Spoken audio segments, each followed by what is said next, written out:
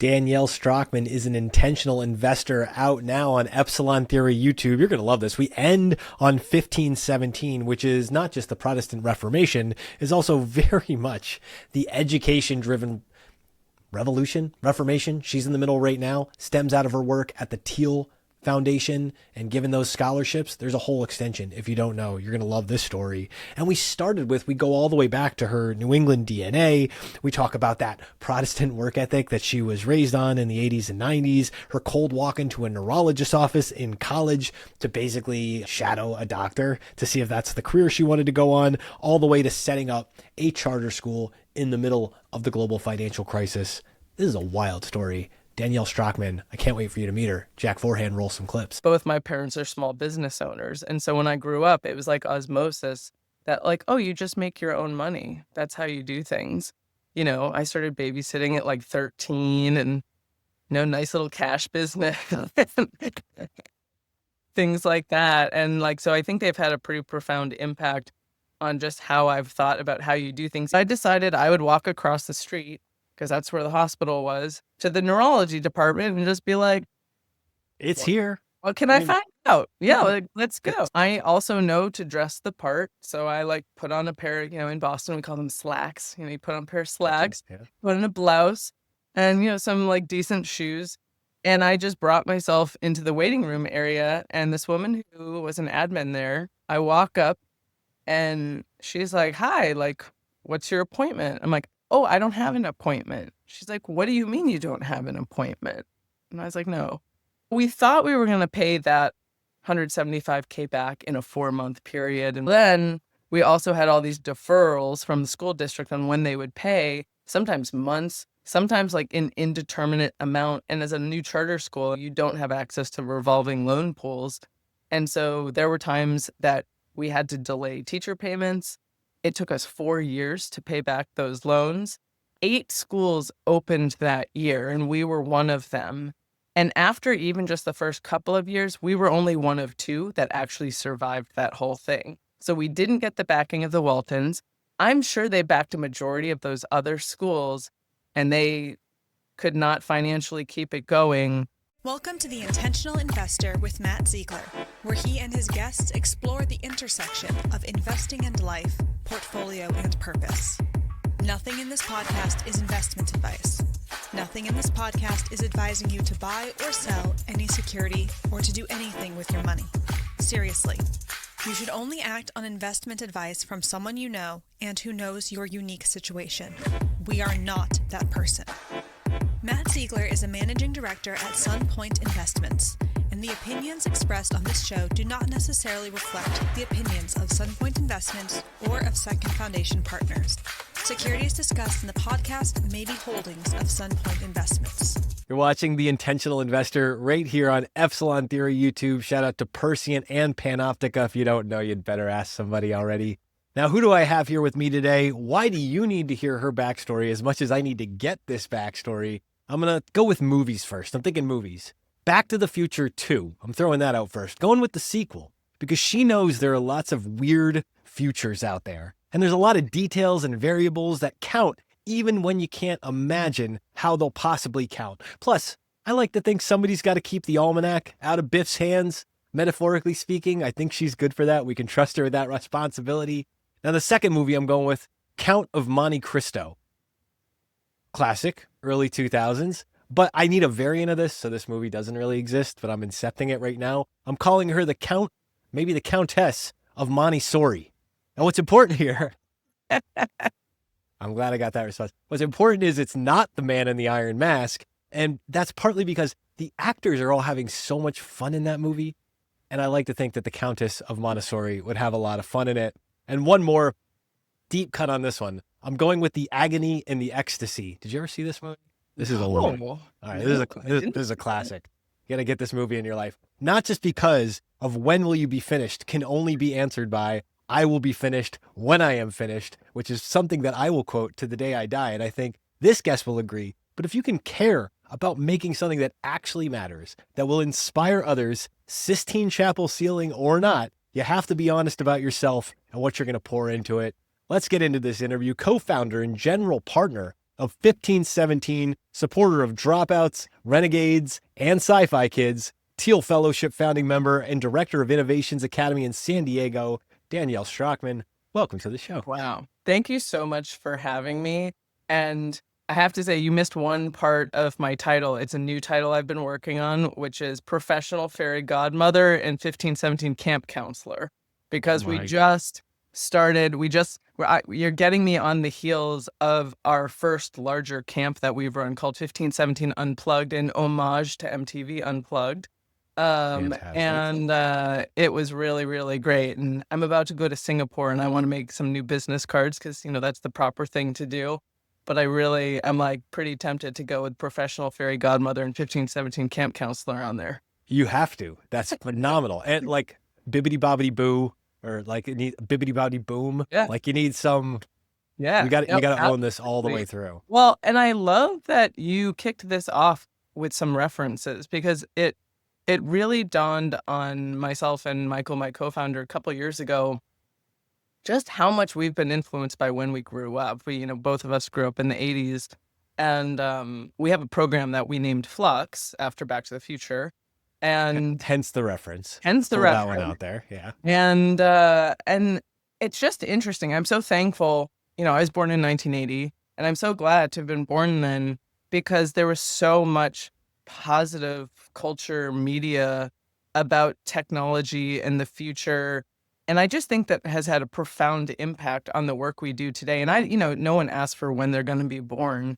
But some people are like in the right time, and some people feel like they were born at the wrong time. They're like, oh, I should have been born 100 years in the future or 100 years in the past. I'm like, nope, I was right at the right time. This is perfect. So I love that you opened up with Back to the Future too. But you are reminding me, it's been a very long time since I've watched the sequels. And so many people have been telling me their favorite is number 3. I'm like, I got to go back and watch 2 and 3 again. I've watched when we named our program Flux, I was like, okay, I have to watch this again, see how it holds up. It's incredible how much Back to the Future holds up. It's an incredible movie. It's disturbing how good it shows up. 2015 2 jumps to 2015, which is the weird thing. That's probably the last time I rewatched it because it was and that's the year we started the fund. So I'll have to watch it and just laugh and laugh and laugh. And if memory serves, 3 is one of those things that like you have to watch it mentally separated from the rest of the series. Like you almost have to like not quite consistent. It's like Godfather 3. Yeah. It's like this isn't the book. Mm-hmm. But if you can totally like get out of that mindset, you can watch it as its own independent thing and go like, this is kind of adorable. Like Brown falling in love in like 1855 or whatever the heck is going on in that movie. Yeah.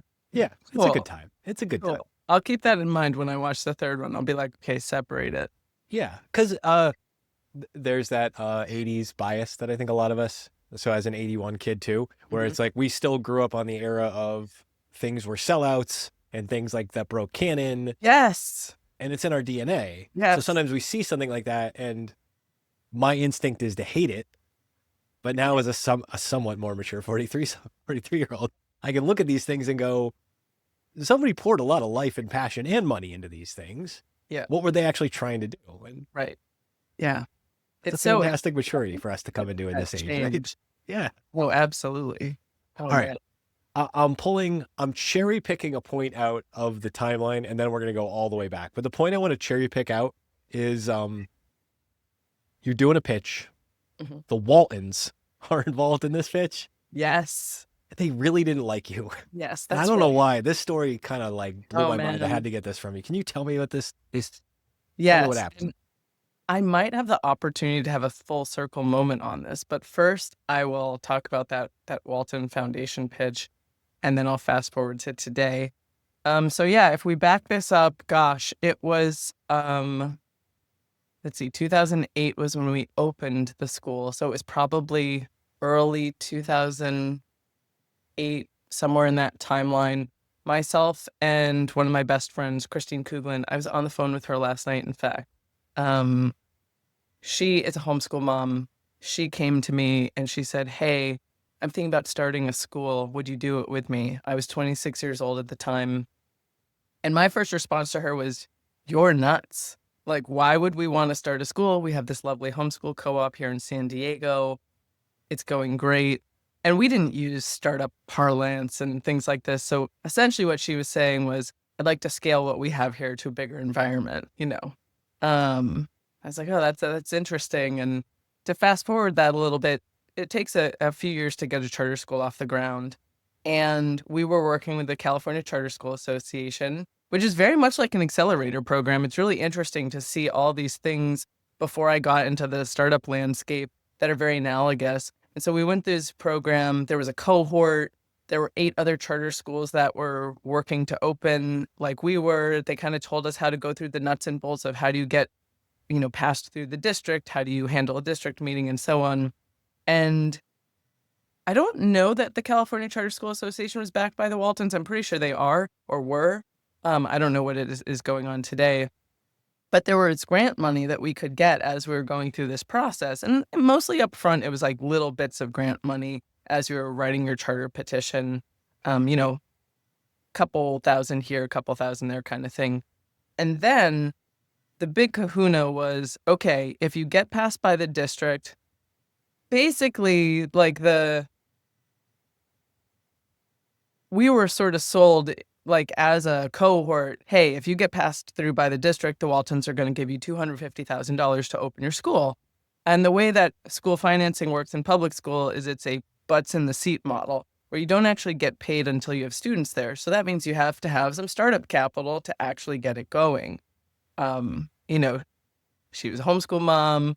I was a private tutor. Neither of us had just a hefty savings account that we could float from. And we had this meeting at the Walton Foundation, and we were so excited about what we were doing. We were co-founders of this school.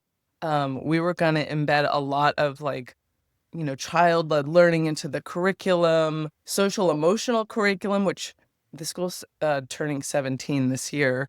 When we were first starting, no one knew what a social emotional curriculum was. And now it's really interesting to see 17 years later that a social emotional curriculum is pretty standard in schools. I don't necessarily agree with the types that certain schools are using, but I love that it's just normal now. We have a teen camp that we run at 15, 17.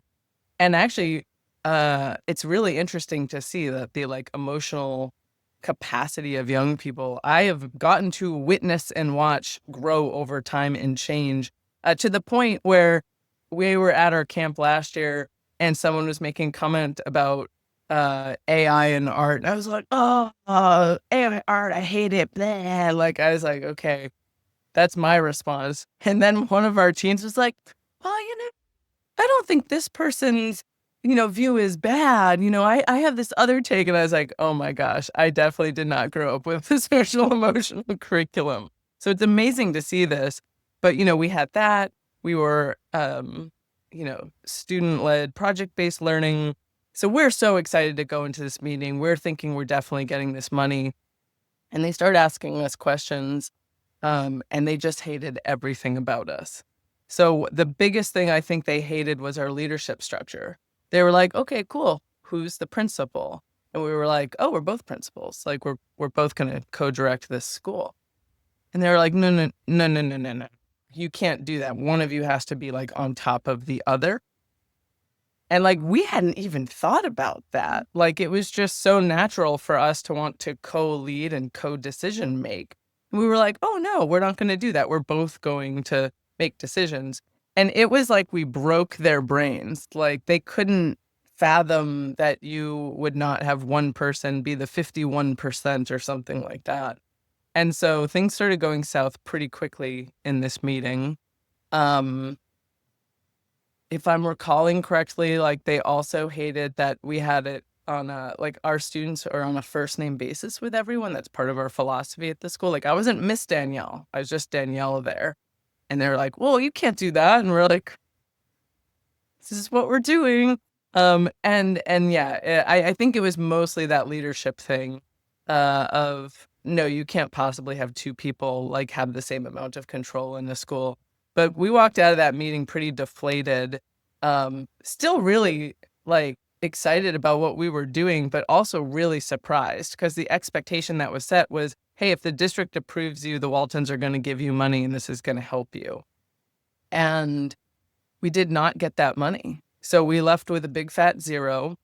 And yeah, gosh, there's so many crazy points to this. But me and my co-founder, we were like, my favorite adage is you just got to keep putting one foot in front of the other. So it was like, okay, this money's not coming. So what do we do now?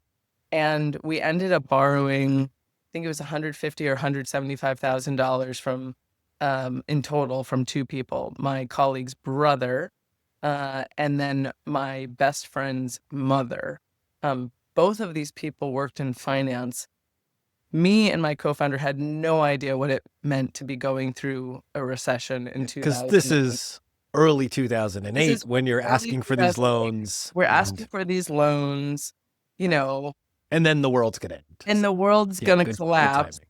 And even while it was collapsing, I don't think only in recent years do I really have more of the cognizance around what was really going on. I'm like, oh my gosh, thank God I wasn't running my tutoring business because I probably would have lost all my clients. And of course, some of them lost their homes and it's a really big deal.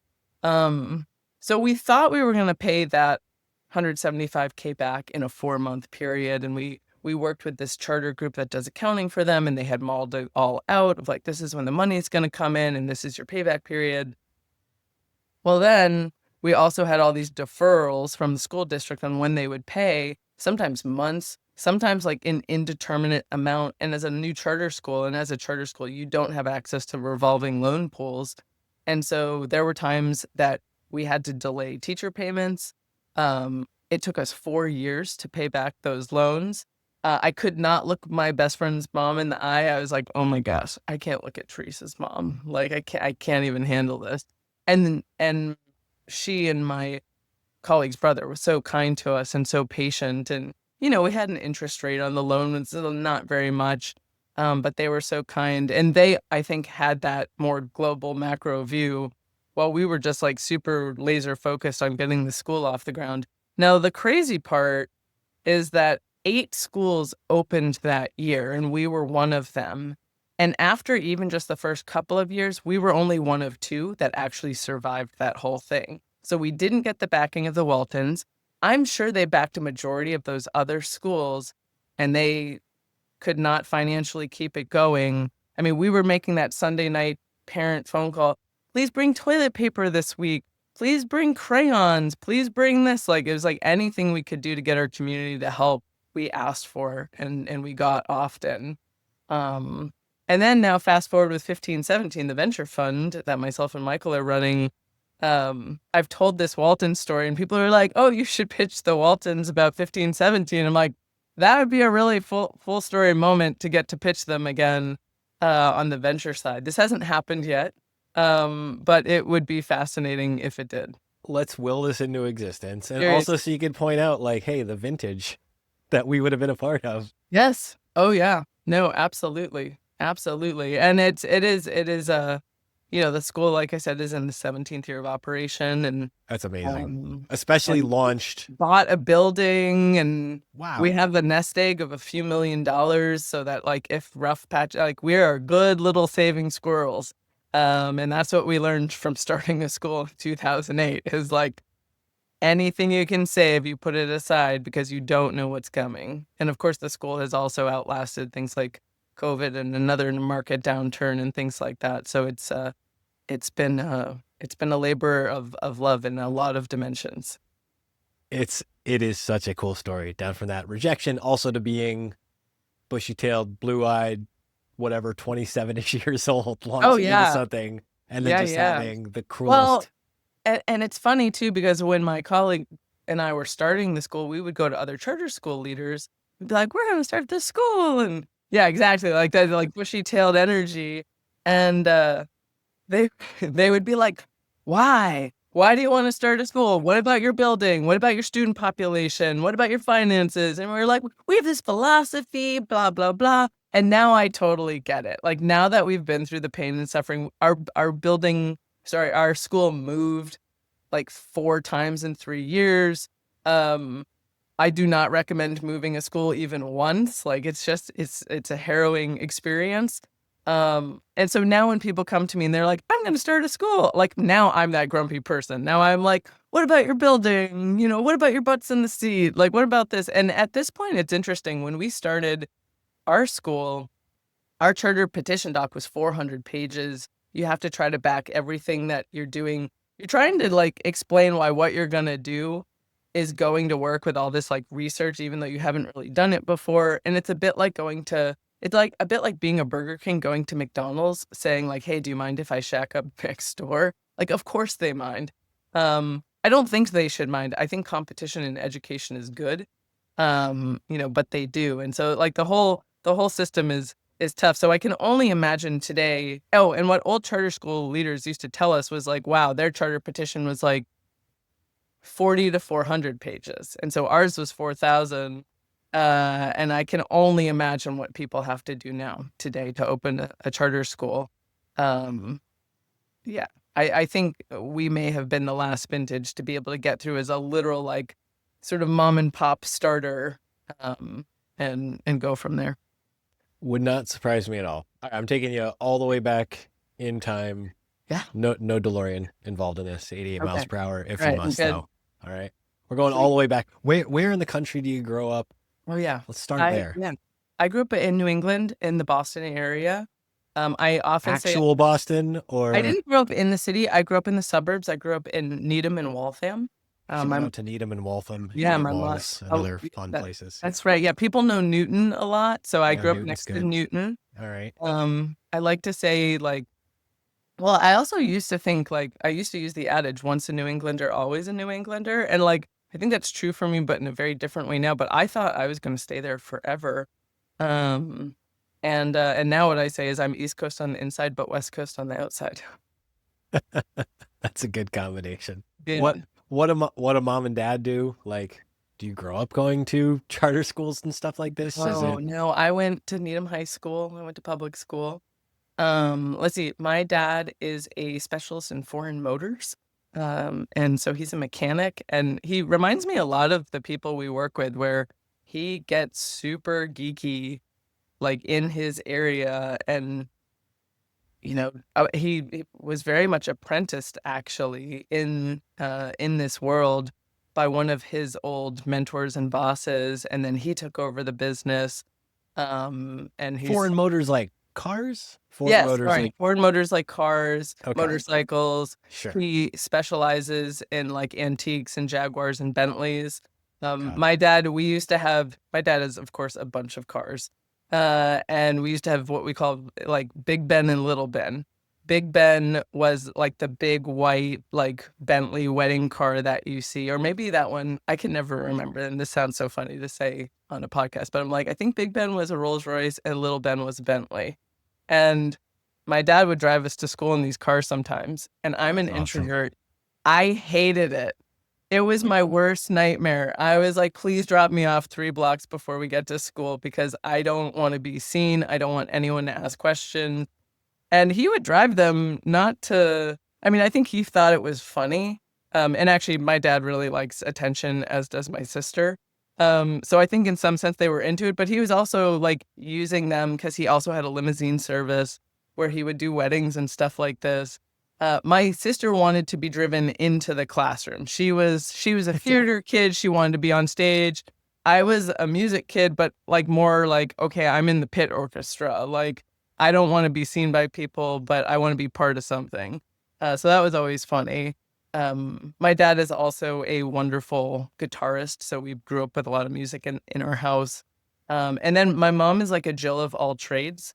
My mom started out actually in her early 20s. Right before she was pregnant with me, she started in construction. She used to lay concrete, and she was a little woman. And I was like, how on earth? I was like, maybe she was yelling orders at people. I don't know how on earth she was doing that. She used to do some roofing work. She became an unlicensed general contractor. She cleaned houses on the side. It was, she became a single parent. And my dad was a great, like, hey, he saw us on the weekends dad, which in the 80s was actually pretty rare. And we had our own rooms, which was actually also a big deal, not just sleeping on the couch kind of thing. So both my parents did a lot for us. And yeah, my mom was always working. And a commonality there is that both my parents are small business owners. And so when I grew up, it was like osmosis that like, oh, you just make your own money. That's how you do things. I started babysitting at like 13 and, nice little cash business, things like that. And like, so I think they've had a pretty profound impact on just how I've thought about how you do things, even things like, it's funny, at 15, 17, we say we have a no asshole policy in terms of who we work with. And I think in some sense I got that from my dad, because my dad's business got to the point where he could really pick and choose his customers. And if someone was just a jerk, he was like, get out of my shop. We're done. I don't need to service. I literally don't need to service your car. And I think some of that has filtered into what we do on the 15, 17 side as well. That's awesome. And I think there is a unique thing about seeing parents or somebody in your life who isn't on the I'm on my way to being a pensioner track from that generation, because there's a lot of that generation where that was the only option. And either you watch them get sucker punched or it work out in a way that you'll never be able to do or recreate in your life. Yep. And both of those are bad lessons to learn, not in a constructive way. Yeah. And it was interesting too, watching my parents, because they were very high agency people. Like I don't know, my friends' parents, they worked, but they worked for other people. Right. And they had good lives and things like that. But like, I feel like my parents were actually really satisfied with what they were doing. Like they really enjoyed it. They enjoyed who they were working with. They enjoyed their clients. And yeah, there's just that like by osmosis process of like, seeing my mom write people invoices. She'd get home, we'd have dinner, and then she'd sit down at our Apple IIe and she'd be writing invoices to her clients and things like that. It's like we had a computer early, in part because my mom was like, oh, wow, like this is going to be good for the kids, but also this is good for the business. And so, yeah, there's just a lot of different things that I think were like a pretty big influence early. Just you and your sister? Any other siblings? So I have an older half brother who he came and he ended up moving in with my dad when he was about 16, which would have made me around 8 or 9. And so then we would see him on the weekends. That was a funny experience because I was always the older sister and used to that role. And then when my brother moved in, pecking order. Well, it was so funny. Like I've always been really reflective. And I remember thinking to myself, like, ooh, I get to be the little sister in this house now. How cool. And I think it was the first weekend he was there. I was super annoying to him and I made him cry. And then I was like, nope, we're done. Like, I'm not doing that anymore. I'm not going to do that annoying little sister thing because, oh man, I'll never forget that. I do remember also, actually, he did not complete a college degree, but he went to Clark for a year or two. And I remember dropping him off at Clark. And I guess I must have been, he was probably almost 18. I was probably 12 and like crying when we dropped him off, being like, oh, my brother's going away now. And, and I had only gotten to spend really a couple of years with him. But yeah, older half brother, younger sister. And then more recently, I've kind of adopted one of my younger cousins who's an only child. And she's just lovely. I have a bunch of cousins who are almost 20 years younger because my mom's family is huge and she's on the upper side of the family. And actually, yeah, she's one of the oldest. And then this cousin is born of my aunt, who's one of the youngest. And she's just delightful. And yeah, I've just like kind of taken her under my wing as a sibling. And so we celebrate things together and she's come to stay with me. And it's really sweet. I found a lot of interesting comfort in like adopting different family members for roles that maybe you want to have fulfilled by your immediate family, but aren't. Like I have an uncle who is super emotionally effusive and wonderful. And I'm like, he can also be my dad. Like, let's have that. Let's have that because I love my dad. And we all have challenges with our parents. But yeah, adopting my uncle in like a second dad role has been awesome too. You gotta do little things like this. If you're not, not playing with these variables and roles within the family thing, like I think people talk about chosen family a lot. And I think usually what people think of is like, oh, it's like the friends you meet and people out in the world. And it really wasn't until maybe, I don't know, even like 5 to 8 years ago that I was like, oh, wait, I could do this within my own family. Like, it doesn't even have to be outside. Like, I have some great people that I can pull on here. So that was kind of a neat aha for me. It's a special thing. And you still have that special familial Yes. relationship there that Yes. there's something in our brains with that. Don't know Oh, what it it's is. wild. When my cousin came and stayed with me for the first time about 10 years ago, I mean, it was like we had only interacted a few times because she was a baby when I was a teenager. And it was like automatic pour water family. Like, we're brushing our teeth together in the bathroom, like before we're getting ready for bed, or in the morning. She was like, "Oh, we should make grandma's recipe for mac and cheese," and like, oh, and I was like, "Yeah, like of course we should do that." And so it's just funny to be like, in some sense, she's a stranger to me, but in another sense, like our mannerisms are the same and things like that. It's just family is such an interesting thing. It is an endlessly fascinating thing. All right, you got to explain this one because I'll never forgive myself if I don't ask this question while I have the shot. Yep. You're the introverted music kid, pit orchestra, so I'm not getting violin energy. No. I'm not getting French horn energy either, though. Nope. Where Wait, are we? what's French horn energy? I'm so curious. French horn energy is the kids who figure out how to be like, it's like viola, which I know exactly what you're talking about, but I think for the listeners, it's fun to have them hear this. So the thing about French horn energy, and complete respect for the kids who like, because it's a notoriously hard instrument to play. Yeah. Like the embouchure is insane, Oh, yeah. but it's one of those things where, like viola, Yeah. if you want to excel in this community, there's just not that many kids who want to do it. Right, that's right. So it's a real like domain competition problem that I always envied the kids who figured out they wanted to do this and excel at it. Cause I was like, you actually understood the assignments so much better than the poor violin players or the trumpet players or whatever. Yeah. All right. Where in the pit orchestra are you? I'm in the woodwinds. I knew it. I'm a clarinetist. I would have guessed clarinet. It was like clarinet or oboe, but probably clarinet. All right. I always wish that I had like picked up. And actually, at one point, and what's so fun, especially about performing in pit orchestras for things like musicals, is the like ADHD task switching between instruments. So then I also took up tenor sax and bass clarinet at one point. And man, those instruments were so fun, and just especially tenor sax. Like, I would love to get a tenor sax again just to like jam on it because it's a fun instrument. But yeah, that was my instrument.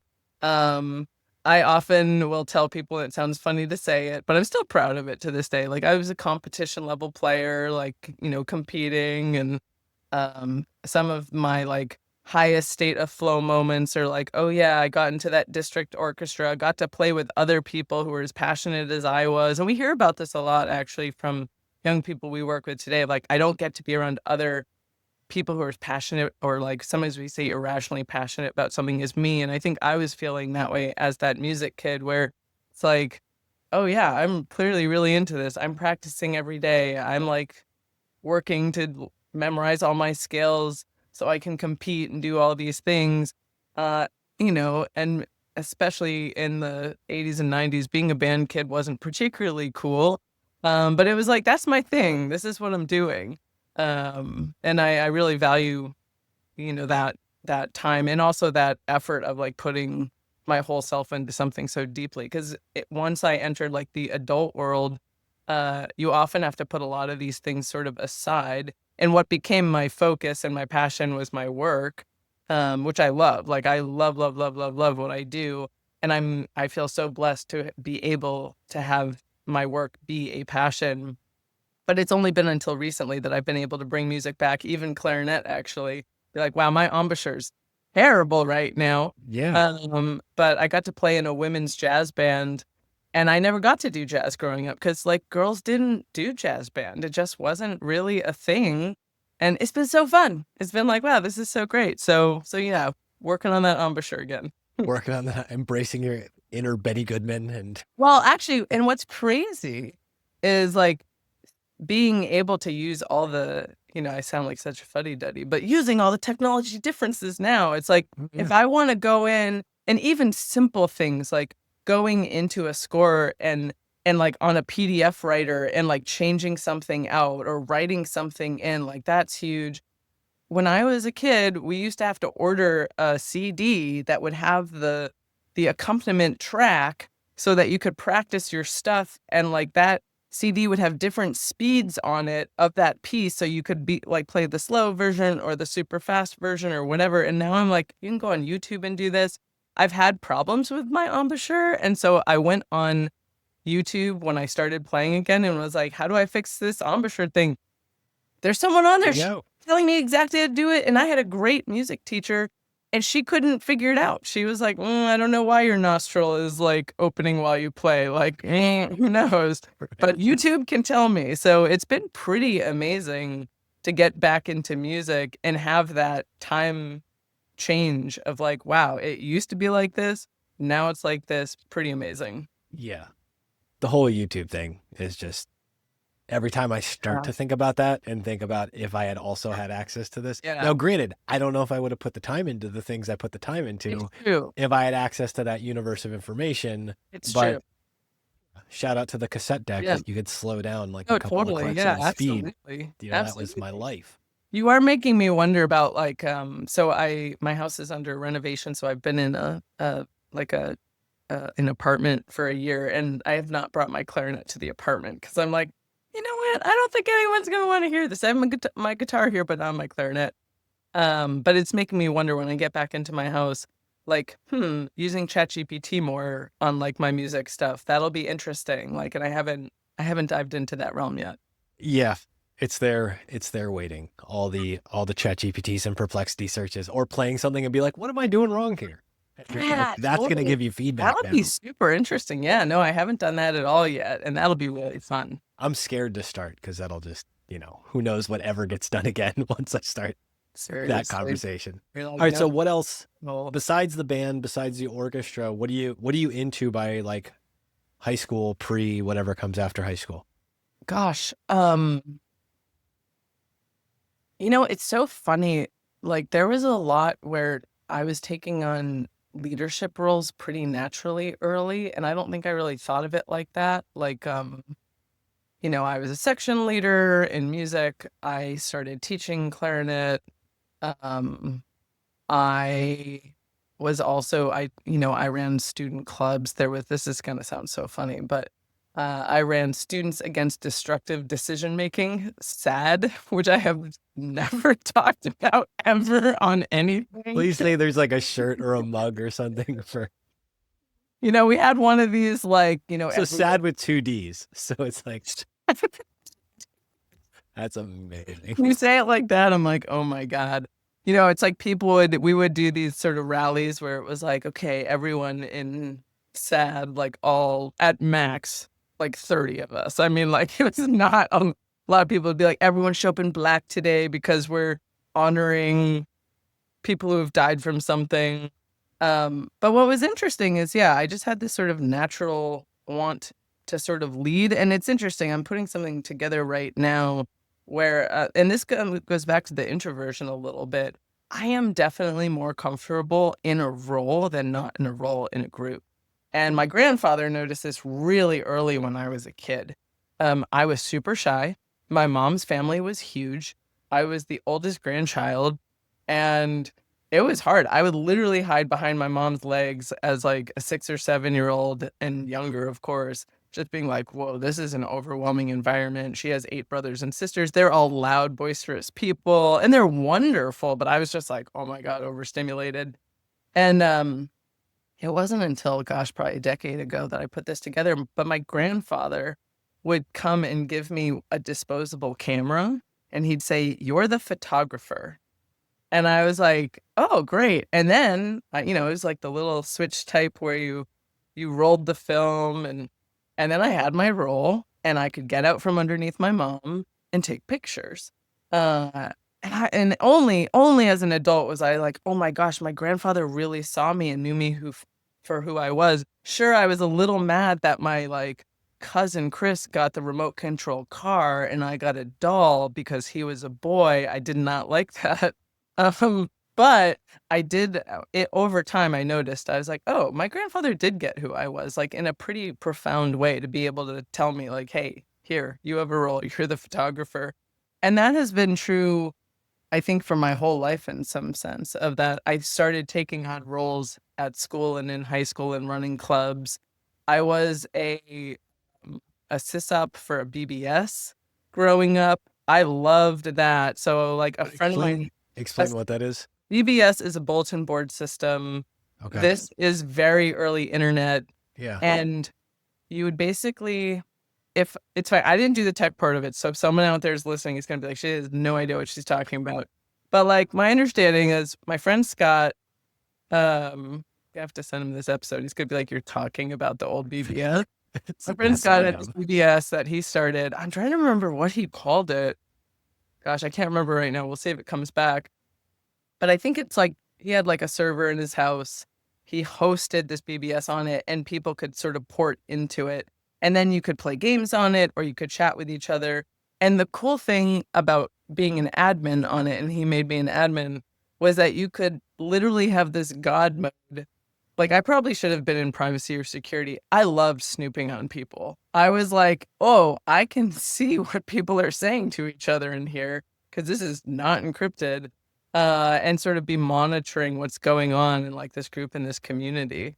And I've always been someone who also loves collecting secrets of other people. And I'm actually good at keeping those secrets. Some people are not. My colleague is one of those people. He is terrible at keeping a secret. And it's not in a malicious way. He doesn't mean to share people's secrets. Is that he just gets too excited and then forgets that they're secrets. Whereas I'm like, ooh, this is a secret. I'm putting it in the little cubby over here and it's not coming out. You got to put it in the vault. Got to put it in the vault. Respect the words. Yeah. Yeah. So I loved having this sort of like admin role in this system. I always loved leading groups. I always loved thinking about like dynamics of people. So when I did go to higher ed and I studied psychology, I loved that sort of level of just thinking about people and how they interact, things like that. Things like that have always been fascinating to me. I read weird books as a kid. I read like the Tao of Pooh when I was 13. I was like, yeah, Taoist philosophy, let's go. I read the book of Job, and I've never read anything else in the Bible, but I found that one fascinating. I don't know. There's like some funny little threads there. There's a lot of funny little threads there. As a fellow like middle school Tao of Pooh uncoverer, I forget either what family library shelf or local library. Yeah. Put that one in my lap, but that's cool. Okay. I've never met someone else who read it as like a young teen. This is a sidebar before we dive into the psychology. It was somewhere between finding the Tao of Pooh and then having to go like find the Tao Te Ching because I was overly curious about this. And we went to church. So like I did read the Bible and all that stuff as a kid. Yeah. But then funny enough, like the brother of my friend Victoria, her brother was like older than us and older than us and listened to lots of cool music. Yeah. So he'd given me this Reagan youth tape and there was this song, Jesus Was a Communist, on it. I remember being like, I think back of how obnoxious I was like with questions in like seventh grade. And it was because of the Tao of Pooh and Reagan youth. And I don't Okay, that's amazing. Yeah, it's a really good memory. Incredible. Love that. Yeah. I wish I had dived down the Tao Te Ching at that point. I didn't fall down that until like many a decade later, but that's so cool that you're like, okay, did you actually practice with it? Did you like throw coins and do the whole thing? You are thinking of the I Ching.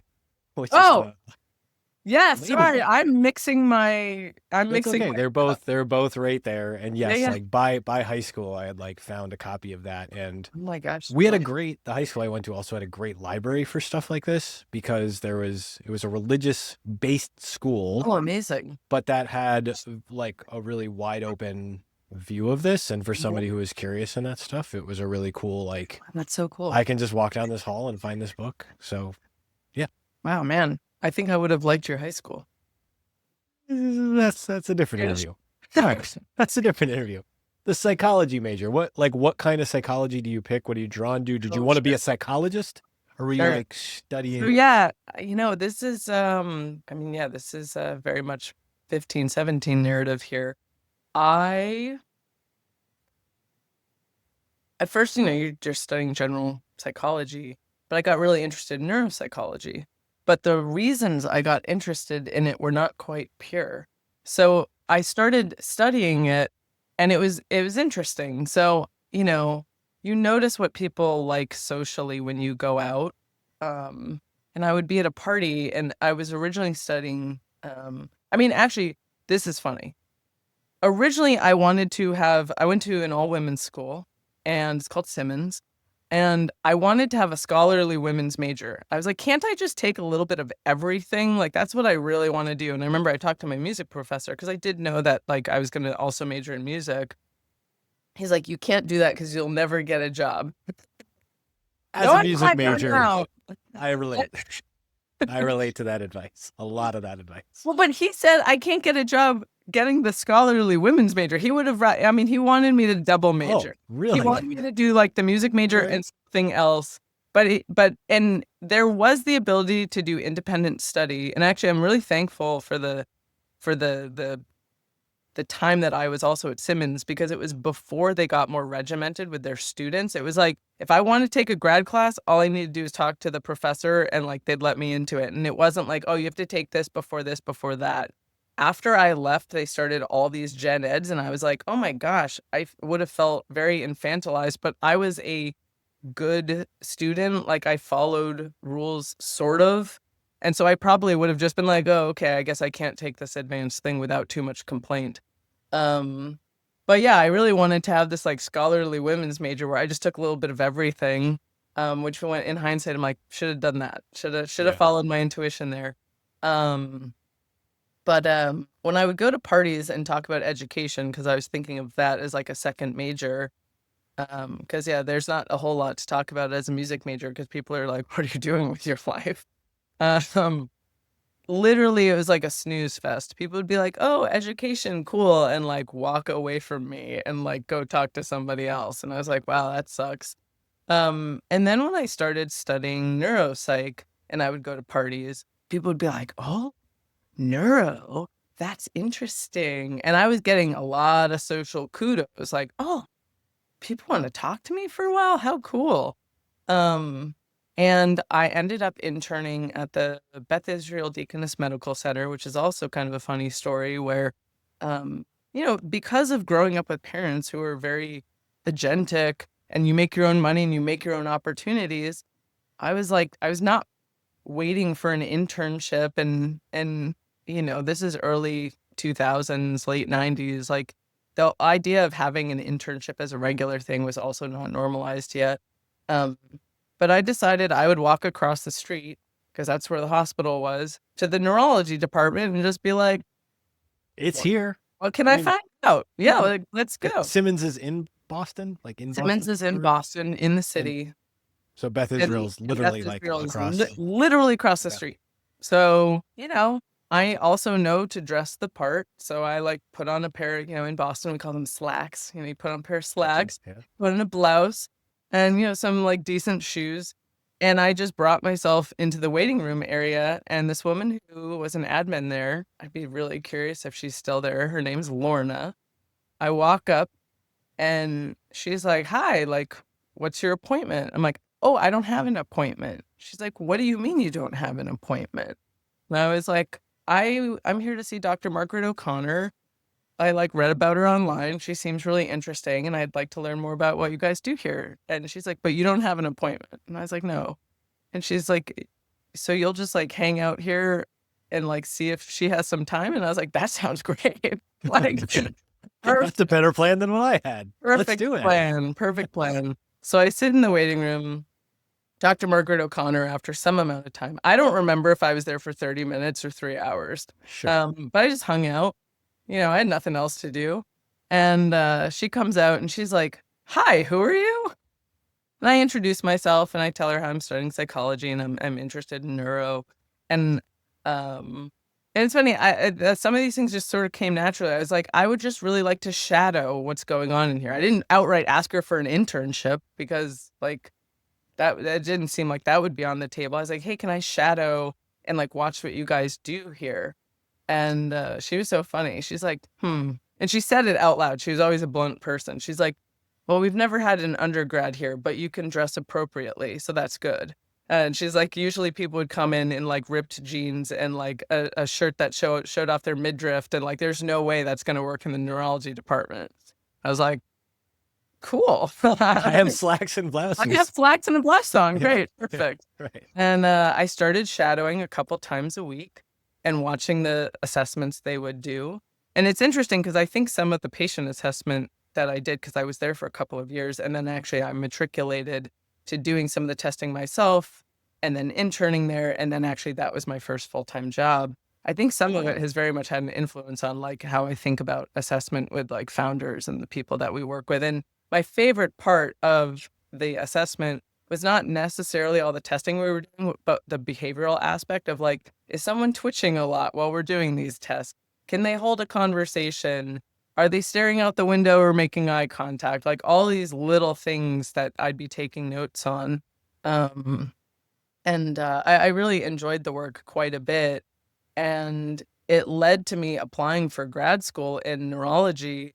But what I realized actually after, there's something where getting an acceptance to something is way more real than actually just thinking about it. We also saw this in the Thiel Fellowship days. Thiel Fellows would get the acceptance and they'd be like, whoa, mind blown. I actually have to really think about this now. And which makes sense. It's like there's the actual and the practical, and then there's the like what you think you might think, and they can be completely different. And so I thought I was going to get into grad school and be like, all right, I'm going. I was one of the first people in my family to go to undergrad. I was going to be the first person in my family, to get something like a PhD or a PsyD. I didn't know which track I was going to go down. But I got the acceptance. And it's funny, even when I got into undergrad, I remember saying to my mom, I don't know if I want to go to school. And, think about this. My mom's worked in construction. She's a general contractor. She cleans houses. She heard me say this out loud. She flew around the corner of the room, got in my face, and she's like, over my dead body, will you not go to school? Women have fought for this. You're going. And I was like, okay, I guess I'm going to undergrad. So that was my like, all right, that decision got made for me. But then with grad school, I put it together. I was like, oh my God, I'll be 30 and not have had a real job if I go to grad school. And especially having the parents I had, I was like, this seems absurd. This seems crazy. And I also had this wake-up call that even though I was really good at the neuropsych stuff and I liked it a lot, I wasn't passionate about it. I wasn't like reading books in my free time on the subject. I wasn't like super craving it. And I remembered thinking like, okay, with music, I really, really wanted to do. And I knew what that passion felt like. And when I thought about it, what came to mind also was like what I was also really passionate about was education and teaching. But I knew that I wanted it to look different. And so I decided I would actually buck the whole going to grad school thing, start a tutoring company, but use everything I learned in the neurology department with my tutoring students. So I love bridging things together. But yeah, it's kind of like this wild time. And actually it's like so funny. I've kept in touch with some of the doctors who were in that unit, but like Dr. Margaret O'Connor, she wrote me a recommendation for grad school and then I didn't go. And I'm like, oh, I can't even talk to her. Like, even now I'm like, and I'm sure I could write her an email and be like, hey, do you remember me? Like, I think she'd remember It's me. okay. Yeah. And I'm okay. it's totally fine. But it's funny, this other woman, in the unit, she was much less formal. She was just Peg, Dr. Peg. I've emailed with her on LinkedIn. I've also emailed with the grad students who used to be there who are now, like doctors, and I trained them up. Like I was the youngest person there, but when new grad students came in, I was responsible for like training them on all the testing and things like that, which is also really fun. They're like, what are you doing here? And I was like, ta-da! I'm the undergrad who's going to teach you all the things. This is great. So it was a really fun time, and it was a good learning to know, like, okay, even though I really enjoy this, it's not my calling, and I need to like jump off this train before I keep going down it and like can't get off. Yeah. And that's intense, especially with that letter of recommendation. That is, all right, so Oh how yeah, do you get East Coast to West Coast? I'm imagining this happens in here. yes, it does. It's a boyfriend. I Oh, the always best say reasons to move. I The moved best for reasons to love. move. That's why I move. And I had an old boyfriend who I met because he was teaching like a seminar in Boston, like over a weekend. And we met. And we met because a friend, like an online friend, this is back in the days of LiveJournal. I don't know if you Oh, yeah. participated in LiveJournal. No, but I remember the It was so drama. great. I think that's Oh, the so best way much to drama, so the much drama. wonderfulness of LiveJournal. But a friend on LiveJournal who I had never met in person recommended that I meet this guy, Andrew. And we met over this weekend, and the sparks flew. And then we dated back and forth for a year, and it was time for one of us to go somewhere. And I was originally thinking I was going to go to school in San Diego and like, and obviously be there with him. And then I jumped off the academic train and started my tutoring business in San Diego. And yeah, it was huge culture shock. I mean, being a New Englander going to Southern California. Permanent perfect summer is a little bit different than you can have all 4 seasons in a day. Oh my gosh, it was crazy. I remember waking up one day realizing 3 years had passed and I had no visceral experience of time passage. And so my joke in California is, and especially Southern California, is that, oh, I know it's winter because the Starbucks cup changed to red. Like that's how I know now. Actual seasonal markers. Right. CVS aisles and Right. Starbucks. Actual seasonal markers. More than that was actually things that were shocking to me, like plastic surgery ads all over the place. As a New Englander, I had never seen that. I used to tutor for this family in a ritzy part of San Diego called Rancho Santa Fe. And this was in the day of the velour tracksuit. I was not wearing a velour tracksuit, but all these like ritzy moms would wear these velour It's tracksuits. not too late. You can. No, for the love of God, no. Literally would say like Gucci on the ass. Like it was terrible. But these moms were supermodels. I mean, they were gorgeous and they didn't look like they had birthed their own children, which was strange. I was like, these women's hips haven't expanded. What is happening here? This is so strange. Like where I grew up, moms had looked like moms and wore dumpy Red Sox t-shirt. No makeup. Like, oh my God. So things like that were a huge culture shock. Time, also another huge culture shock. Growing up with the constant anxiety of like, if you're late, that is disrespectful. When people say something starts on time, you get there 10 minutes early. Like this is very, very Boston. I'll never forget arriving. I was driving down the highway. I knew I was going to be a couple minutes. I was going to be literally 2 minutes late to this woman, Nancy's house. She was a homeschool mom who I worked with. And I had my first cell phone, which was like a small Nokia phone. Sure. And I remember calling her from the highway. And I was like, Nancy, I'm so sorry. I'm just letting you know I'm going to be 2 minutes late. It will never happen again. Like, my apologies. She's like, Danielle, get off the phone. Keep driving. I'll see you when you get here. I park, and she lived on a cul-de-sac. You had to park at the bottom of the cul-de-sac, and her house was at the top. I like run up to the top of her house. I'm like out, winded and heaving and, lambasting myself at the door. I'm so sorry. I'm so sorry. And she's like, Danielle, it's okay to be late. And I was like, no, it's not. like rain. Who told you this? Well, and then, and I was like, okay, hold on, Nancy. What do you mean? Like how, I asked her, how late can I be?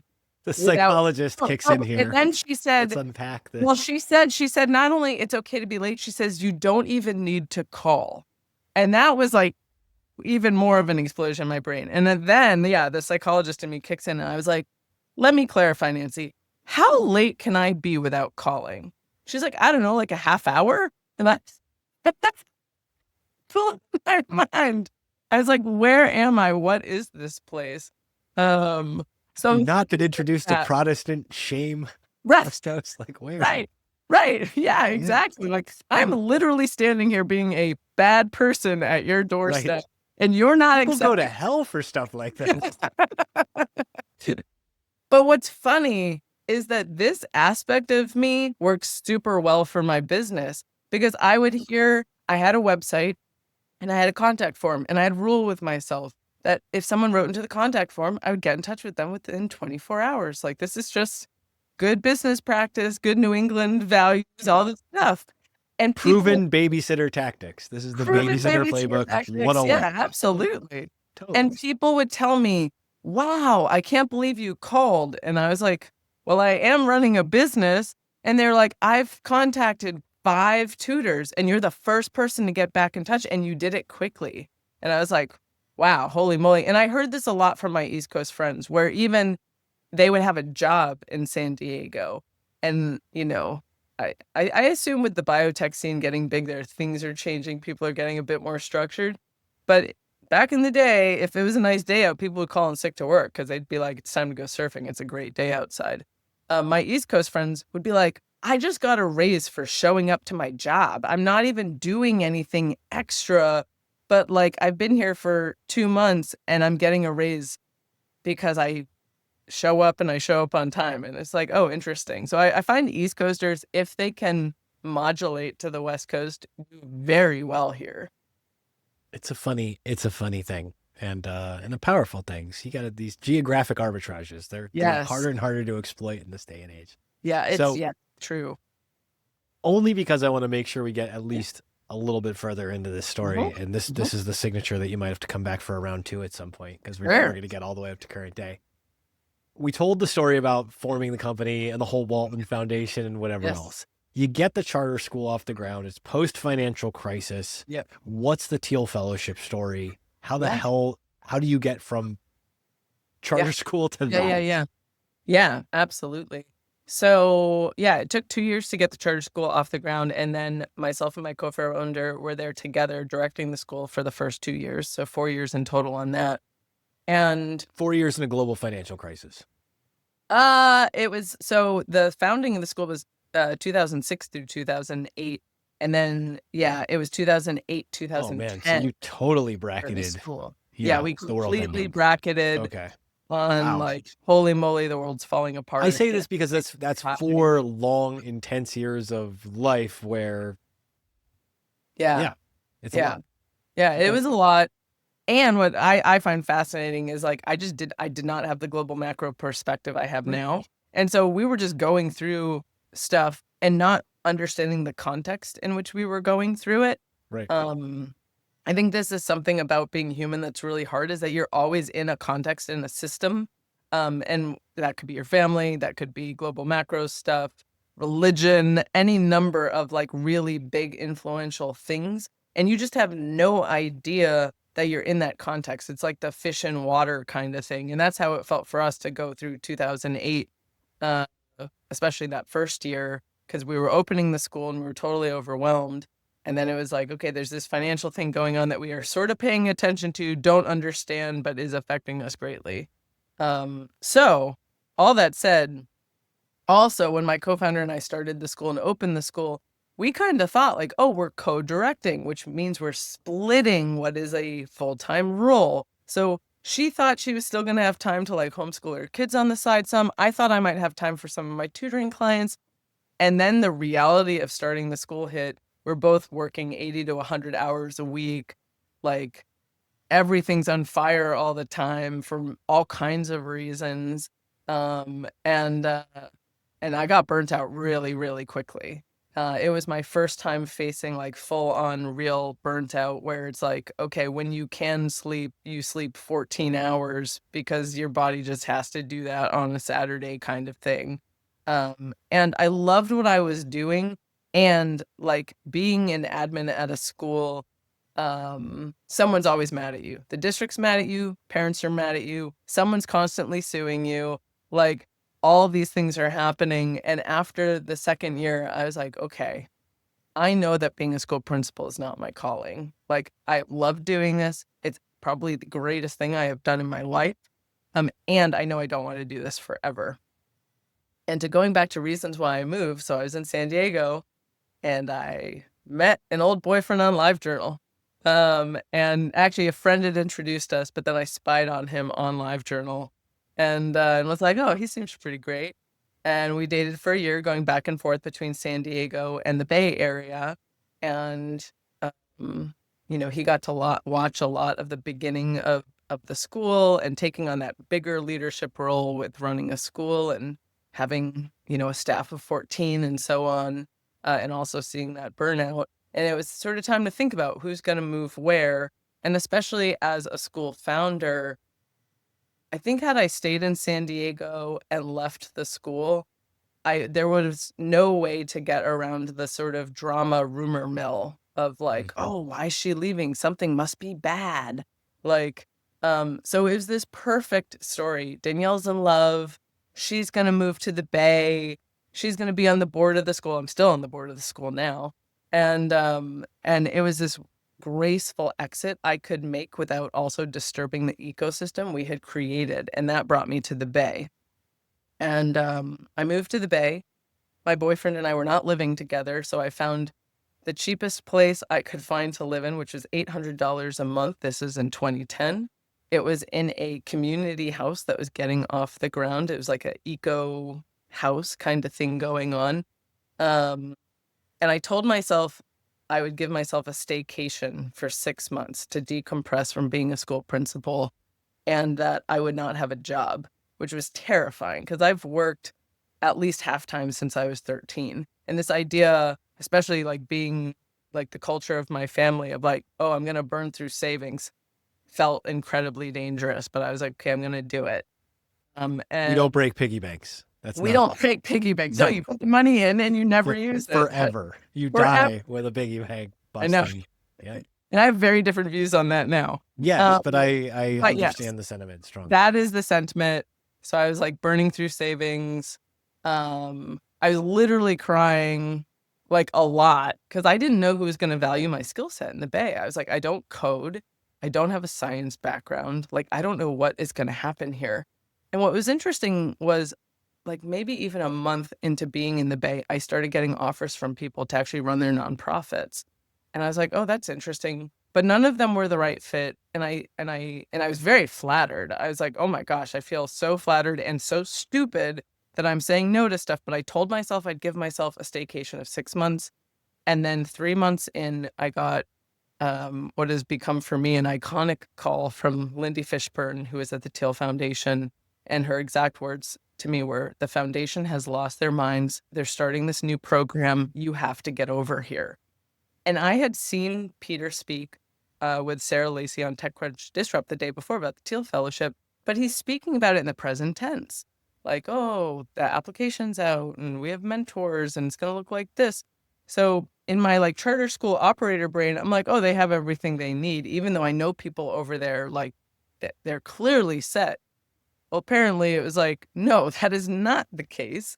They don't have anybody running the program and I should interview for this. So I interviewed the next week and then I was hired the week after.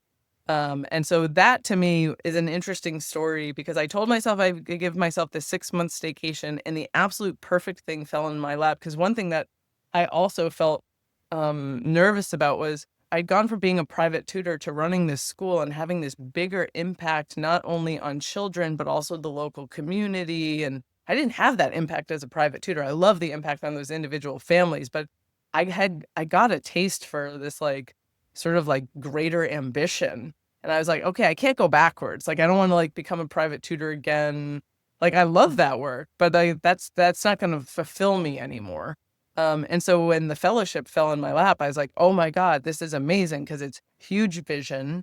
And I get to work directly with the young people we work with. And that's what was missing for me at the charter school is I was no longer able to work with the student body. At my own charter school, I couldn't even teach a class because I'm not a credentialed teacher. And so I was very disconnected. I mean, I was around students and working with them a lot in different ways at the charter school, but not in the teaching way. And so with the fellowship, I was like, wow, big impact. And I get to work directly with the people we're serving. This is it. This is what I want. And it was a very easy yes for me to stop the staycation and get started. So cool. Only because we have a time constraint on this. I'm jumping forward one more time because then I definitely have some Yeah. notes. I'll Yeah. have to ask you a few questions before you're allowed to leave. Yep. The Thiel thing happens. Mhm. How does 1517 start coming off the back of that? And then people have to hear about what this is, because this was the inception of, shout out to Matthew Stafford, maybe shout out to Mike Green too. I had several people say, you're going to love what this 1517 thing is. And they're right. Yeah. Tell me how it happens. Absolutely. So 1517 was very much birthed out of the Thiel Fellowship. My colleague Michael and I were at the fellowship from the very beginning. And that program, for anyone who doesn't know, is a grant program. At the time when we were there, it was people who could apply were 19 and under. And, they'd apply with really sort of any type of project. It could be a nonprofit, it could be research, it could be a for-profit project. And I use the word project a lot because these things would change and morph over time. And we would give them $100,000 as a grant over a 2-year period, access to mentors, access to programming, community of peers. And when we started this in 2010, we launched the first batch of Thiel Fellows in 2011, highly controversial. And I think we're all really familiar with how a news cycle works now, where it's like, okay, at most you get 2 weeks and then no one's talking about whatever happened from even days ago anymore. Right. There's something new to talk about that will replace you, and that's people strategize around it. Our first batch of fellows, when we put out our sort of wave to the flag of like, hey, higher ed is corrupt, went for 8 weeks, which is just unheard of. The term education bubble, it is not coined by Peter, but Peter used that term. You can see the exact Google spike hit in that term during like 2010, 2011. And over time, this idea of talking about the higher ed bubble just became normal conversation, which was amazing. I really was so excited when things started changing from Peter talks about the higher ed bubble to it just being a general thing. Like, oh, yes, the higher ed bubble and people talking about it. And speaking about the cousins that I have who are 20 years younger, I don't go to Thanksgiving dinner pounding the table about higher ed. I'm just there to hang. And, some of them would be like, oh yeah, like we're going to do a gap year. We're talking about going to trade school. We're doing this. And I was like, wow, this is interesting. Like parents are talking about it with their teen children, which was unheard of before. And so we got to see these amazing cultural things happen. Meanwhile, we are also getting to watch the development of the Thiel Fellows and be part of that development. What I used to always say is the fellowship is a 2-year program with a 10-year timeline. Like we're planting really early seeds with people, and the things that developed were quite grand. And so we worked with Vitalik Buterin before he launched Ethereum, with Dylan Field before he launched Figma, with Laura Deming before she launched her longevity fund, and now she's working on a longevity startup, which is super interesting, with Ritesh from India, with Oil Rooms before he launched as well, and many, many others. And people didn't know who these people were, didn't take them seriously. And what we saw, this is getting to the 1517 part, was that investors in particular really didn't take our young people seriously.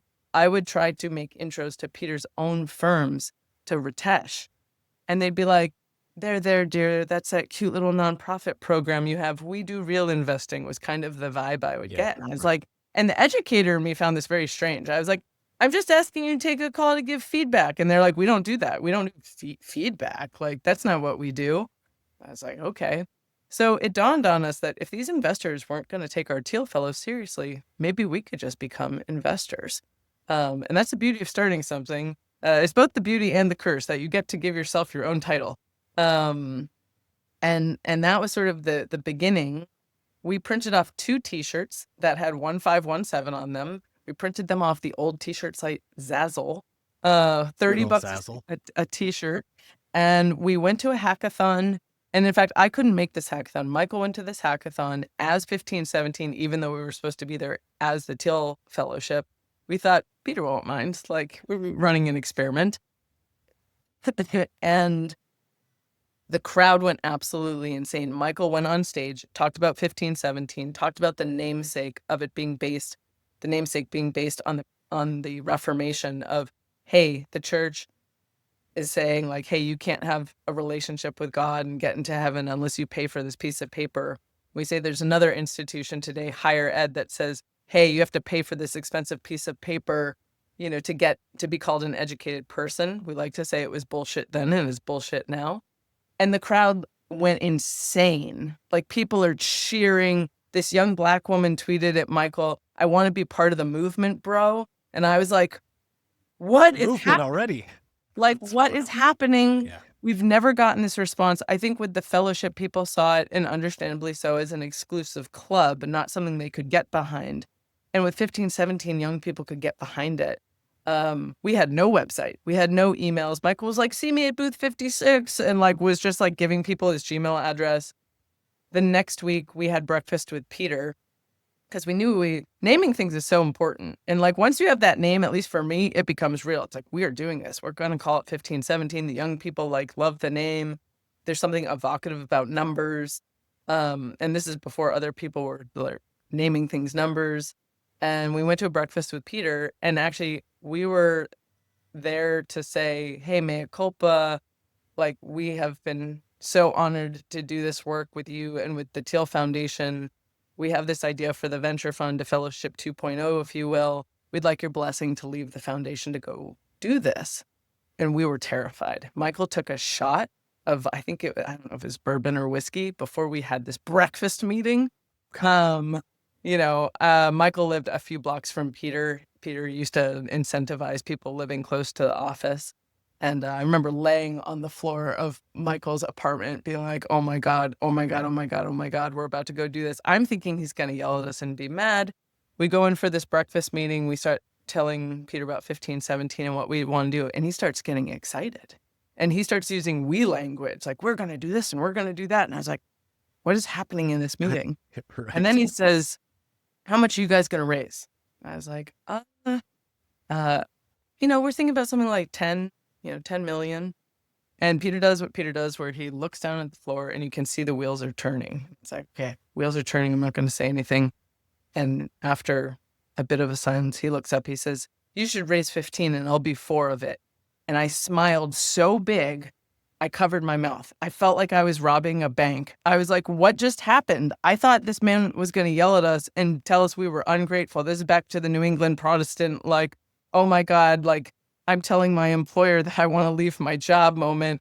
And instead, he's giving us more money in this breakfast meeting than he's ever given us in 1 year of the fellowship. Blew my mind. Michael and I leave that meeting. We high five each other and also say, and now we need to go raise the rest of our venture fund. And that was the start of 1517. This is amazing. Yeah. I'm calling timeout for a second. Are you able to go for a few more minutes? Yeah, I can go I told my team I was going to be late. So it's just a team meeting after this. All right. Well, we'll wrap this up inside of 15 minutes because I have to go talk to somebody about something far more boring. All right. Calling us time back in. Okay. I took a couple of notes. Great. And I know you talk a lot more about 1517 on other stuff that's more timely. People can go find stuff about you talking about this now. Yeah. And that's well and good. But I have to call back to a couple of these details because there's so many interesting things here. Not growing up, the AI art story, when you told it about your violent reaction to it. Oh yeah, totally. I was like, long growth, blah. Like, I was like, oh wow. And then watching the 13-year-old be like way more mature about it than me, I was like, oh yeah, there we go. So not to paint this as like a weird elder millennial thing, but I do feel like there's something, there's Thank like an Oregon. You for saying elder millennial and not Gen X, because I am very adamant about not being Gen X. Michael, who is Gen X, says I'm Gen X, and I'm like, I'm not. I'm a Zennial. I'm an elder millennial. Whatever you want to call us. Oregon Trail generation. I am not Gen X. I'm there for that because I think there's something about like we moved to the West Coast. 3 of us died of dysentery. I survived on rabbits. We're like, we've earned the opinion. Yes. Of like, this is trash, but then you can tell it back. And I'm not going to crumble when you tell it back and you go like, wow. So have you come around to this AI art stuff at all? Or has your perspective shifted? I'm like, nope. Let's see. I'm kind of in the same place too. I was like very against. Now I'm like, I'm open to this. Yeah. Somebody might do something interesting. My joke that's not really a joke with 1517 is that we're in fund 4 right now, that by funds like 5 or 6, probably more like 6, that 15, 17 will be funding like artisanal coffee and like painters and the women on Twitter who are doing these incredible needle points, like cross stitches that are just crazy. Because I think people are already valuing that which is made by the human hand and soul way more than they did before, and younger people are valuing it. And I think a lot of this is because um, the way I see AI art is kind of interesting. It's like AI anything in a way I see is like, it's a very interesting, like collective consciousness thing. But I also think there's something super special and reverent about the individual and who took the time to learn that craft and how and why and that backstory behind it, more so than, hey, I have generated this. Like, I think the generation of a human is a very, very special thing. And I think there's something special about generation that is done by something that feels a bit like a collective consciousness, but it's just not the same for me. So I'm still in the, like, I'm really not into the AI art thing. I like using AI for all kinds of things, but like, what I call the output art, I personally have a really hard time with that. And some of this goes back to our generation of the sellout and like where something comes from too. But yeah, to our campers, and we're about to run our camp a 3rd time in October. One of them was the one who actually put out like, hey, I think this is like collective consciousness. And I was like, that's a really interesting way to think about it. And so, obviously able to see the importance of that. But yeah, I have a pretty strong aversion to like, would I call it output? Yes. Would I call it even beautiful? Sometimes, yes. Would I call it art? I don't think so. I'm fascinated by this. We're going to just pick at this one just for a minute longer because there's also, it feels like a Venkatesh Rao idea, not positive as a Venkatesh Rao idea, that it's like everything is just converging on either being luxury or crap. Like there's nothing in the middle. Yeah. And the thing that my mind goes to, and especially talking to you about this right now too, is it's okay to have like a really high quality high school musical with like the pit orchestra and the performers. And it doesn't have to be whatever the Disney high school musical thing is. And it also doesn't have to be Broadway, but can have a tremendous amount of value for the stakeholders in this event. And I feel like AI empowering that is very different than AI making, I don't know, Disney High School Musical or something like that. That doesn't matter. Oh yeah, absolutely. And like the tool side of it, I'm very interested in. And to your point of like, yeah, that's interesting to think about, like how people are probably using AI to influence doing something like a high school musical. Like that's pretty interesting. Or I can imagine, I'll never forget this one peer that I went to high school with who was in, it was either 42nd Street or Guys and Dolls. Or no, one of those, I can't remember what's what. But anyways, I'm probably like, I sometimes mix stuff. But he riffed on the last night of the show, like a piece of the set broke and literally fell on the stage. And he was going through like, what an abomination, something was happening. He's like, and even the set is falling apart, and everyone laughed. And it's like he broke the fourth wall moment. And I mean, he was just super quick-witted and could do that. And it's like, I could imagine, students today being like, hey, like, help me generate like a line I might want to use or a different way of doing this. And that could be really interesting, to see like what happens with something like that. So I'm into the like co-pilot thing.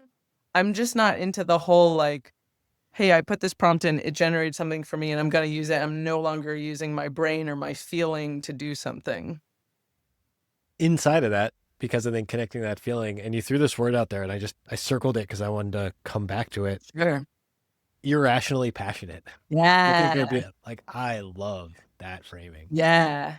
Yeah, we started using that phrase when we put out our first application for our camp. We call it 2E.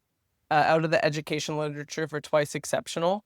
And one of our questions is, tell us about something that you are irrationally passionate about. And like, we mean irrationally passionate, where it's like, you're almost embarrassed to talk to someone else about it. Cause like, they're like, oh, you're into X, Y, or Z.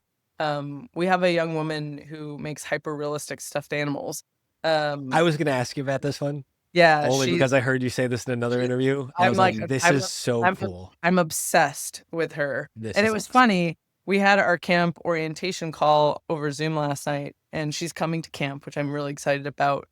And I asked everybody to share their name and, which camp this is for them if it's their first, and what they're irrationally passionate about. And she's very shy. She'd probably be like, oh my God, I can't believe you're talking about me on podcast. So this is why I never say her name or any like identifying stuff, of course. But she gets on the call and, she says the first two parts, and then she's like, and I really like stuffed animals. And I was like, no, this is not. I almost wanted to be like, no, all you need to get it. Like, this isn't just like she's collecting stuffies and. Because in your brain, you're like, you're seeing your mom coming to you with college and being like, we work so hard for this. Like, don't let everybody unwind I know. I almost wanted to be like, yeah, I was like, no, y'all don't get it. Like, she's making them and they're hyper realistic and she's engineering this, and it's crazy. And a lot of the teens on the call kind of played down their irrational passion, but we also do like a show and tell piece when they're actually there, like, bring the thing, like, show us the thing. And that's when it really starts to come out. And actually that term, I believe I got from a colleague, who runs a program. Oh God, what is this program called? I'm trying to remember which school it is. I want to say it's not, I don't think it's Reed, but his name is Mukund, and he is a great, great guy. And I'm pretty sure he's the one who gave me that phrasing, and it stuck. And then we started using it with camp, and now we use it all the time. And so we often talk about, even with our founders, like, hey, what are they irrationally passionate about? Or we'll ask them about, what were you irrationally passionate about when you were like 12? Let's talk about that. And it's super fascinating to see what people are into. And it's fun too. Like, I was at an event with this European accelerator called eWar, and they're here in San Francisco. I got to meet their whole crew. Everyone did intros before I gave a talk. And this one guy, he just opened up also with something fun. He's like, oh yeah, I performed in front of 5,000 people doing magic when I was 12. And I was like, that's my person. Right. I was like, that's my guy. That story. Like, that's what I want to go talk to after this. So that irrational passion is something that we look for a lot. It's just really fun. I mean, it's just really, and it's funny because it's one of these things too, where I've always liked that trait in people. I'll never forget going on. I don't remember the guy at all. I went on this date with a guy. He was irrationally passionate about beer. I hate beer. I don't like the taste of it. I'm not into it at all. But the way he talked about it, I was like on the edge of my seat. He loved the process, the whole thing. And this is before the whole like craft beer scene started. And I was like, wow, I could listen to this guy talk about beer all day long. And like, it's just really fascinating. It's fascinating when you hear that passion in someone, and you're like, it's like being at a great baseball game. You're leaning in and you're like, I'm watching the next part of this. Does your baseball loyalty still fall to Boston? Or have you I'm a terrible sports person. I mean, I've been to a handful of Red Sox games, but I was telling someone in an Uber yesterday who was a huge sports fan that I went to a Warriors game and I thought I was going to football. Like, a friend invited me, and I love saying yes to stuff. So I'm just like, oh yeah, sure. Steph Curry doesn't look like a Stephanie at all. I had no idea that I was going to a basketball game. And then I got there and I was like, oh, it's in the Chase Center. This is fantastic. I have a deep appreciation for football, though. I've started watching the Super Bowl, and I don't care about the teams. I don't know what's what, but the individual grace and skill of a player, I'm enamored by at this point. Like, the fact that someone can fall horizontally through the air, holding a ball and not brace like with their arm, and that they've trained themselves to do that, totally blows my mind. Things like, oh yeah, your feet have to stay inside this line as you're falling horizontally through the air. How do they know where their feet are in space? Like, now I get the ballet references. Full contact ballet. That's all it is. Full contact ballet. That's good. I hadn't heard that before. But yeah, I've started watching the Super Bowl in the last few years and have a deep appreciation for the game. It's and the players, like, it's just crazy to me. I still don't know who anybody is. I don't track the teams, but I love to just watch that last game. Sorry, there's something special about embracing that, and there's always time.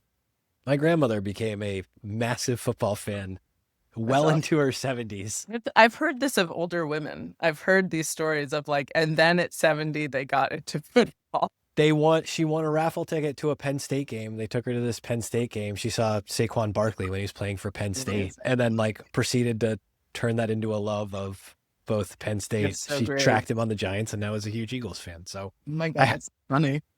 only because this is an introduction that has to come your way that I circled here. When you're telling about your mom and being the Jill of all trades and pouring the concrete, Kara Brookins, have you ever heard of Kara Brookins or her book Rise? She builds a house with her kids using YouTube videos when like YouTube was like, you had to write it down on note cards from the computer. Oh my and then God. go to the job site. Wow. There's I a have whole not bunch of checked out. levels. We're We, gonna listen to Kara. She's great. We growing up, my mom, she's always creative about, because, Needham is not, it's a bougie town, but we were not the bougie people in that bougie town. There's a line in these bougie Yeah. towns as you get Oh, yeah. west. So she decided to finagle her way into renting an old frat house from this landlord and telling him she will like make the house nice for reduced rent. And literally one of the first things we did was there were carpets all over the floors, and we pulled up the carpets, and I was probably like 13 when we did this, and that meant my sister was 10. There was beer soaked padding underneath the floor. Like the floor was dry. Yeah.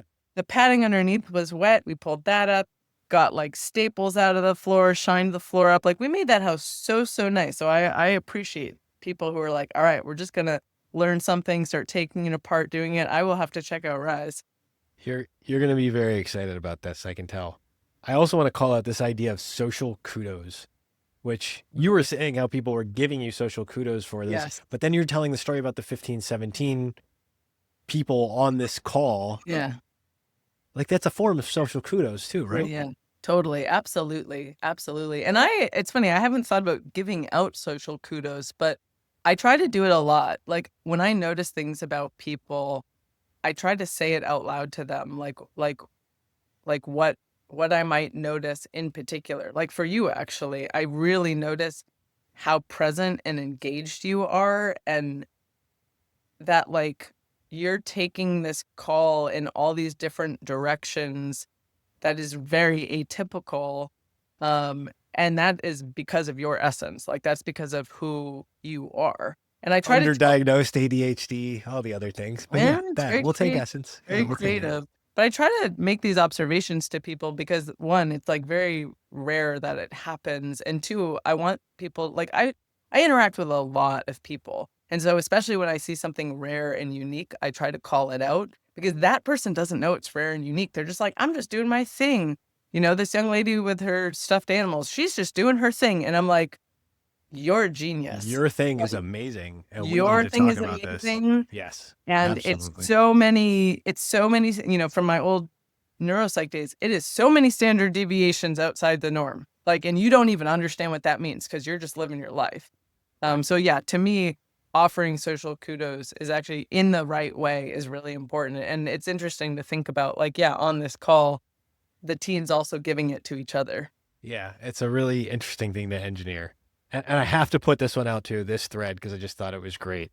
Like Peter Thiel being so excited about the new idea is the same mind-blown reaction of you finding out it was okay to be late on the West Coast. Yeah. You're like a complete social order has been blown away in your And I mind. had already been in California at that point for, oh my God, I mean, for over 10 years. And my brain was still stuck in like the New England, my boss is going to yell at me mode. Man, there's too many lessons inside Yeah, that. no, totally. This has been marvelous. Danielle Strachman.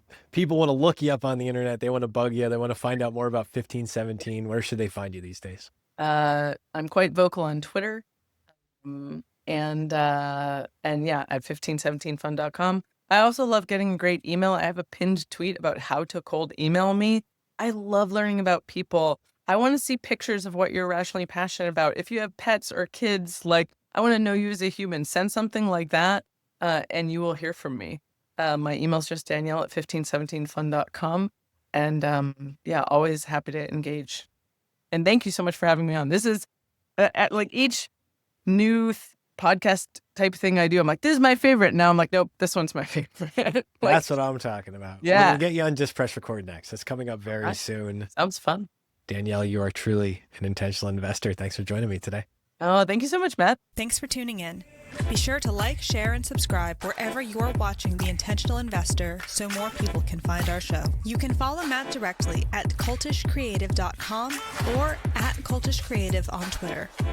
For more great content at the intersection of investing and life, check out epsilontheory.com or at epsilontheory on Twitter.